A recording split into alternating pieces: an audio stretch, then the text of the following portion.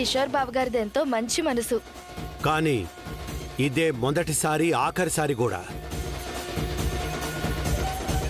ఇకపై కెరియర్ విషయంలో కానీ క్యారెక్టర్ విషయంలో కానీ ఎలాంటి తప్పు చేసినా మీరైనా రాత్రంతా గడువిచ్చారేమో కానీ నేను ఒక్క క్షణం కూడా ఆలోచించను. నా కూతుర్ని తీసుకొని అమెరికా వెళ్ళిపోతాను. అలాగే ఏ తప్పు చేయకుండా నేను చూసుకుంటాను. థ్యాంక్ యూ సో మచ్ మావయ్య. ఇంకెప్పుడు తాగను.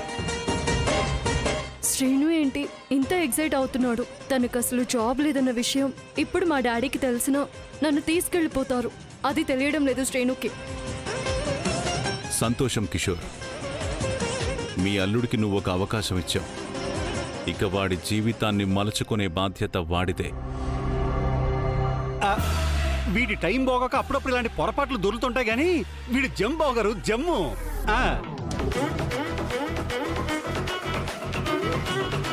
అది నువ్వు చెప్పకూడదు బావా. సీను చూసి కిషోర్ అనే చెప్పాలి. విన్నావుగా సిన్నయ్య, ఇంకెప్పుడు చెడు వ్యసనాల జోలికి పోవద్దు. అత్తయ్య, నా తప్పు నేను తెలుసుకున్నాను అత్తయ్య.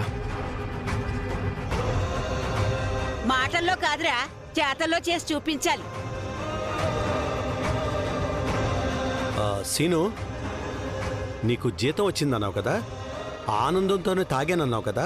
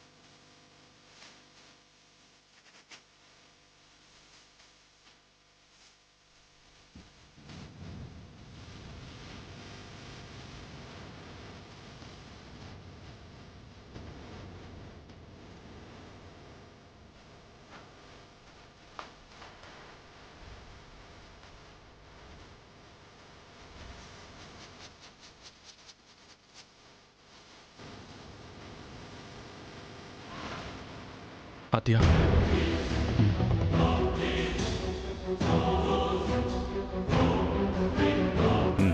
తీసుకోమ్మా.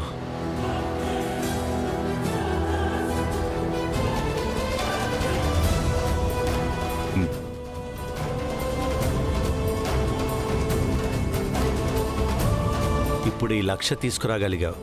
వచ్చే నెల ఎలా తెస్తావో చూస్తాను. నా చేతికి ఇవ్వాల్సిన జీతం డబ్బులు తీసుకెళ్లి దాని చేతిలో పెడుతున్నాడు. సంవత్సరానికి 12 లక్షలా? అమ్మో అమ్మో, 4-5 సంవత్సరాల్లో ₹1,00,00,000 అయిపోతాయి. మా బిట్టుగాడిని కూడా తొందరగా జాబ్కి పంపించేయాలి. ఆద్య, ఇలాగే ప్రతి నెల జీతం నువ్వు తీసుకో. ప్రతి నెల 1 లాక్ అంటే ఎక్కడ తీసుకొస్తాడు? ఎలా తీసుకొస్తాడు?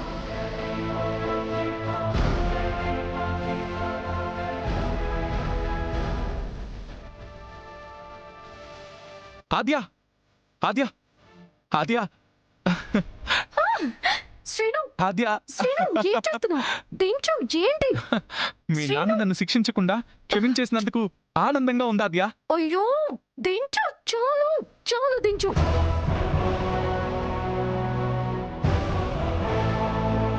నా కూతురు బరువు దించుకుంటే దిగిపోతుందనుకోవద్దు.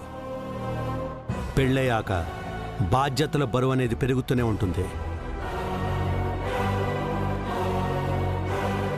ఎందుకంటే కనిపించని పరువు దానికి అంటిపెట్టుకునే ఉంటుంది. లేదు మావయ్య, జాగ్రత్తగా ఉంటాను. నువ్వు చాలా జాగ్రత్తలు తీసుకుంటున్నావని అర్థమవుతుంది. డాడీ, శ్రీనుకి పెదనానంటే ఎంత భయం ఉందో మీరంటే అంత భక్తి ఉంది. భక్తి ఎందుకమ్మా? నేనేమి దేవుణ్ణి కాదు పూజించడానికి. మీ ఆయన ఆరాధించాల్సింది నీ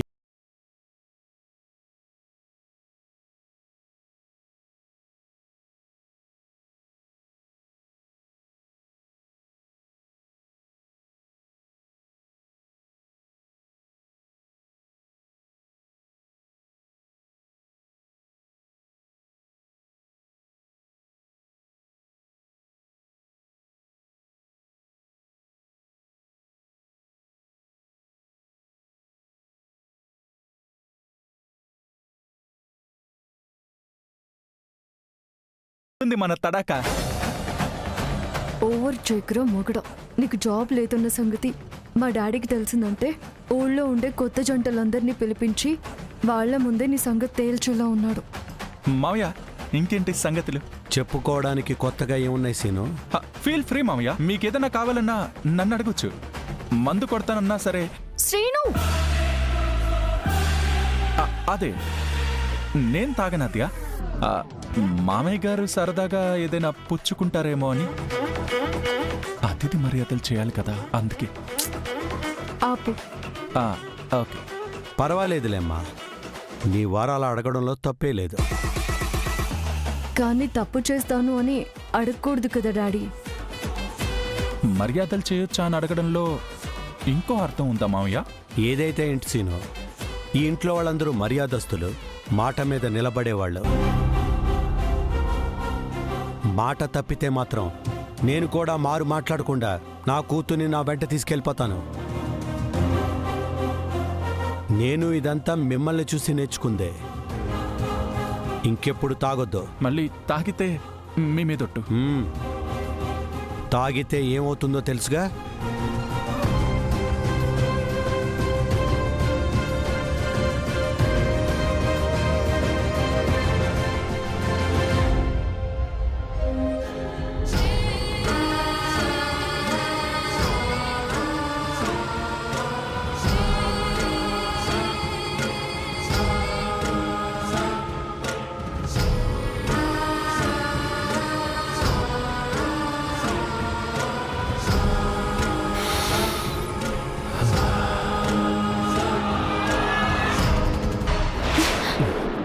అది అది ఏంటి? కాఫీ కోసం వచ్చాను వదిన. కాఫీ కోసమా? అదే కప్ ఇక్కడే ఉంది కదా, నేను కలుపుకుందామని. అడిగితే నేనే తెచ్చిచ్చేదాన్ని కదా. పనిలో ఉన్నావు కదా, డిస్టర్బ్ చేయడం ఎందుకని నేనే వచ్చాను. సరే వెళ్ళు, నేనే తెచ్చిస్తాను. థ్యాంక్స్ వదిన. వెళ్ళు.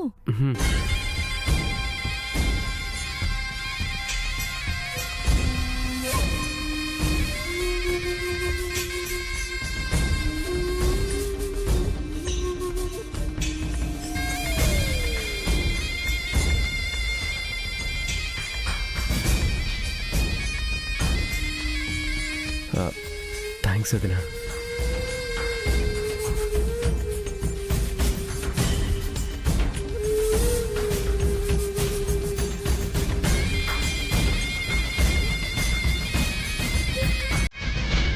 Too hot.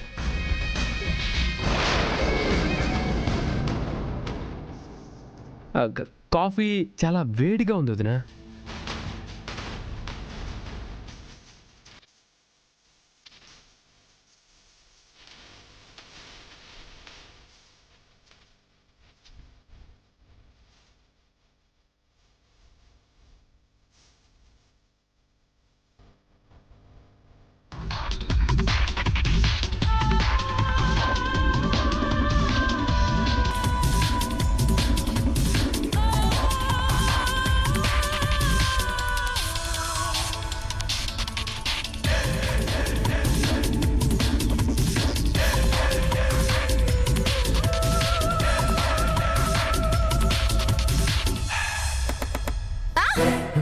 అయ్యో అయ్యో అయ్యో అయ్యో వదిన, ఏమైంది?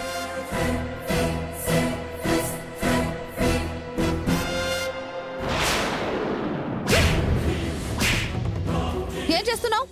అంటే మీ వేలు కట్ అయిందని. అయితే ఎవరేంటో ఏదో తెలియకుండా ప్రవర్తిస్తావా? నువ్వు నన్ను తప్పుగా అర్థం చేసుకుంటున్నావు వదిన. అతి వినయం ప్రదర్శించక ప్రశాంత్ నువ్వు. నీ సహాయం, నువ్వు చూపించే గౌరవం, నువ్వు పెంచే భక్తి ఇవన్నీ నాకు నచ్చట్లేదు. రామా రామా ఏమైంది? ఏం లేదు సార్, వేలు లైట్గా కట్ అయితే ఏదైనా హెల్ప్ చేయాలా అని ప్రశాంత్ అడిగాడు. వద్దని బాగా చెప్పాను. రామా కట్ అవడం ఏంటి? చూసుకోవాలి కదా. అయ్యో సార్, ఏం వద్దు, బ్లడ్ ఏం రావట్లేదు. పైగా వెజిటబుల్స్ కట్ చేశానుగా.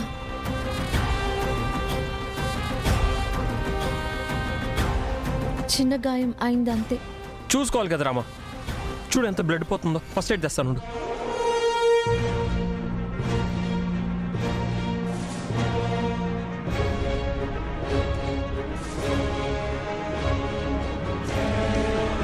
చూసుకోవాలి కదా రామా. లైట్గానే కదా సార్ కట్ అయింది, పర్వాలేదు. నువ్వేం మాట్లాడుకో. ఆట ప్రాక్టీస్ చేయాలంటే నువ్వు జాగ్రత్తగా ఉండాలి కదా. కట్ అయిందా? కట్ చేసుకున్నావా? నీకున్నన్ని తెలివితేటలు రామలక్ష్మికి లేవులే. ఆహా, నా ఉద్దేశం అది కాదండి. ఏ ధ్యాసలో ఉండి కూరగాయలు తరుగుతుందో అని. కూరగాయలు కట్ చేస్తూ ఇంకేం ధ్యాసలో ఉంటారే? ఉప్పు ఎంత వేయాలి, కారం ఎంత వేయాలి, ఎలా వండితే నీకు నచ్చుతుంది, వంటలో ఏ వంకలు చెప్తావో ఇదే కదా నీ ధ్యాస. ఇంకేముంటుంది? అబ్బా, నాకేం కావాలో నా కోడలికి తెలీదా ఏంటి? మీరు భలే చెప్తారు అన్నీని. నువ్వు వండమ్మా. ఏం వండబోతున్నావు? ఉప్మా చేస్తున్నాను అత్తయ్య. రామా నీకు వేలు కట్ అయింది కదా, ఇంకెలా చేస్తావు? అమ్మా ఈ రోజుకి నువ్వే చేసి. నాకు ఓపిక తగ్గిపోయిందిరా. నేను ఎక్కువసేపు నిలబడలేకపోతున్నాను. అయ్యో అత్తయ్య, నేనేం చేశా? ఆహా, ఎవరు ఏం కష్టపడద్దు. నేను ఫుడ్ ఆర్డర్ పెడతాను. అమ్మా నీకేం కావాలి? నాకు పూరి పెట్టరా. మరి నాన్న నీకు? ఏదో ఇడ్లీ తగలెట్టు. నాకు వడ. అన్నయ్య మీకేం కావాలన్నయ్య? మాకేదైనా ఓకేరా, టేస్టీగా ఉంటే చాలు. నీ టేస్ట్ బాగుంటుంది అన్నయ్య. నీకు కావాల్సింది టేస్టీగా ఉండాలనుకుంటా. అదే అందుకే నువ్వు నాకు ది బెస్ట్ అన్నయ్య అనిపిస్తుంటావు. వీడి చూపుల్లోనే కాదు, వీడి బుద్ధిలోనూ మార్పు వచ్చింది. పెడతా, కంట్రోల్లో పెడతా.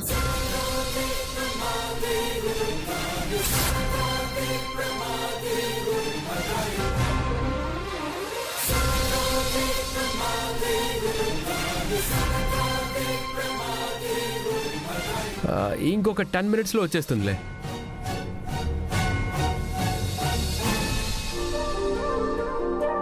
శ్రీను, ఆద్య, ఎక్కడికి వెళ్తున్నావు? ఈరోజు సండేనా? కాదు. మరి ఆఫీస్కి వెళ్ళాలి కదా. బాయ్. శ్రీను,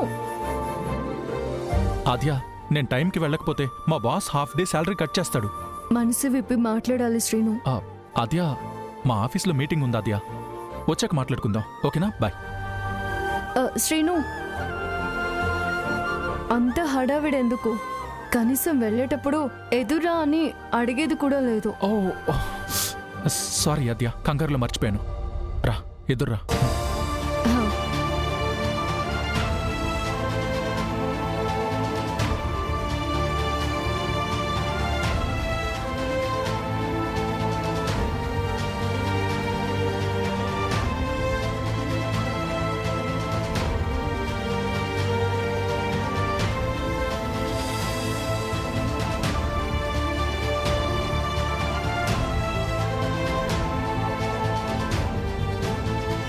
ఇప్పుడు కూడా నిన్ను పట్టుకునే ఉన్నాను.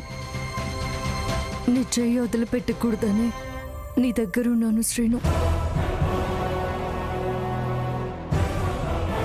ఏం చెప్పదలుచుకున్నావు ఆద్య? నువ్వెలాగూ నిజం చెప్పవు, కానీ నీ మీద ప్రేమతో నేను కూడా అబద్ధం చెప్పాల్సి వస్తుంది. ఏ విషయంలో? నువ్వు రోజు ఉద్యోగం చేయడానికి ఆఫీస్కి వెళ్తున్నావని.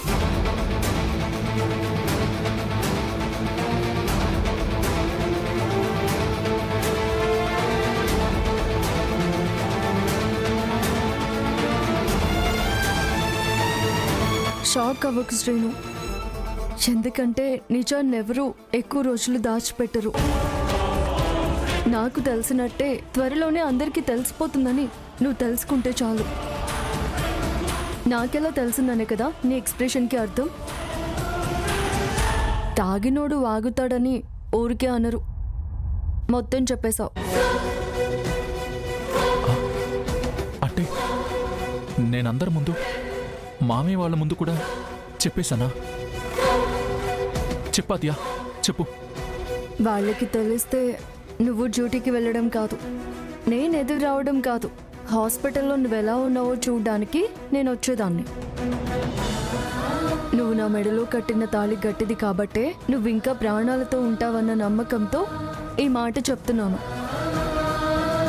యాక్చువల్లీ నువ్వు నా దగ్గరే ఓపెన్ అయ్యావు.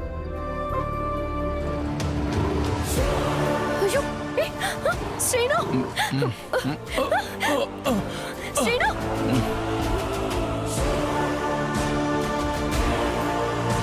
శ్రీను లే, శ్రీను లే, శ్రీను లే, శ్రీను. ఆద్య, ఐఎమ్ ఓకే. ఓకే ఆద్య, నీ దగ్గర ఒక నిజం దాచాను ఆద్య. ముందు ఇంటికి వెళ్దాం పద. లేదా ఆద్య, నేను చెప్పాలి. ప్లీజ్ రా. నేను చెప్పాలి. ఏంటది? నాకు జాబ్ లేదా ఆద్య. మరి రోజు డ్యూటీకి వెళ్తున్నావు?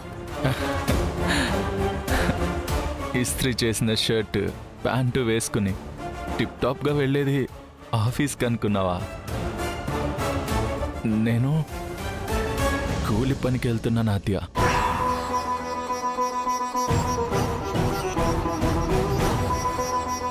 ఏమన్నావు? అవునాద్య, నువ్వు నాతో సరిగా మాట్లాడకుండా ఉన్నప్పుడు నిన్ను ఇంప్రెస్ చేయాలంటే నేను జాబ్ చేయాలనుకున్నా. చేద్దామని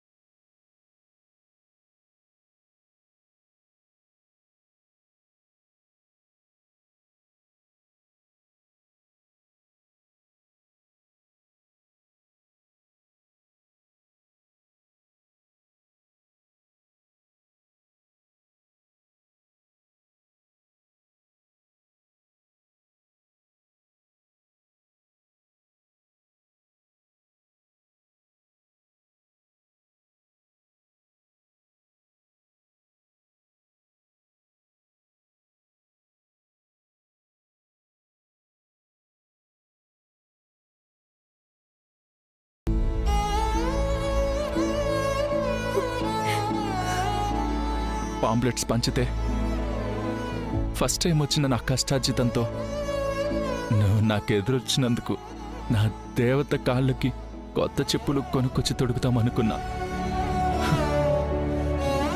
మా అమ్మ తీసేసుకుంది ఆద్య. ఆ తర్వాత ఇంకొకటి కూడా తీసుకొచ్చాను, అది తీసేసుకుంది.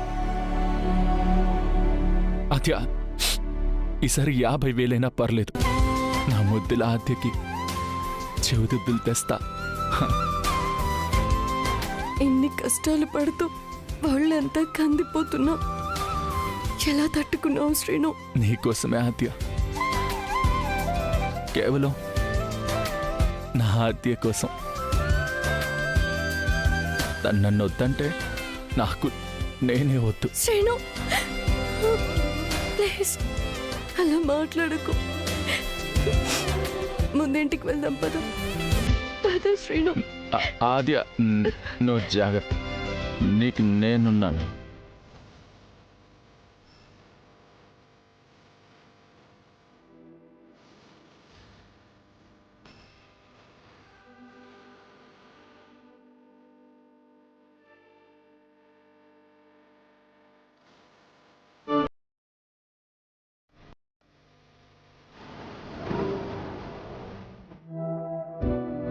నా కోసం మూటలు మోసావు, నన్ను పోషించడానికి కూలి పని చేసావు. నన్ను కళ్ళల్లో పెట్టుకుని చూడాలని నువ్వు చేసే పనులన్నీ నా కళ్ళల్లో కన్నీళ్లు తెప్పిస్తున్నాయని ఎప్పుడు తెలుసుకుంటావు శ్రీను? అంటే ఆద్య, నువ్వు బాధపడితే నేను చూడలేను ఆద్య. నువ్వు బాధలు పడుతుంటే నేను కూడా చూడలేను శ్రీను. ఎందుకంటే ఐ లవ్ యూ శ్రీను.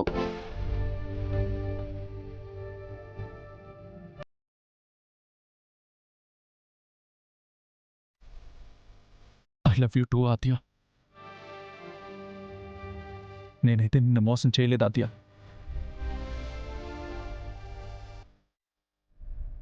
లక్షలు అప్పులు చేస్తున్నావు, బెట్టింగ్స్ ఆడుతున్నావు. నిజం చెప్పి 5,000 రూపాయల జీతం తెచ్చినా I will be happy Srinu. ఇప్పటికిప్పుడు నాకు జాబ్ ఎలా వస్తుంది ఆద్య? రావాలి. ఇంకో 1 వీక్ 10 డేస్ అంతకన్నా ఎక్కువ టైం లేదు. నువ్వు మేనేజ్ చేయలేవు శ్రీను. మా డాడీకి గనుక తెలిసిందో నన్ను అమెరికాకి తీసుకెళ్ళిపోతారు. పోనీ తెలియకుండా జాగ్రత్త పడితే? అప్పుడు నేనే నిన్ను వదిలి వెళ్ళిపోతాను శ్రీను.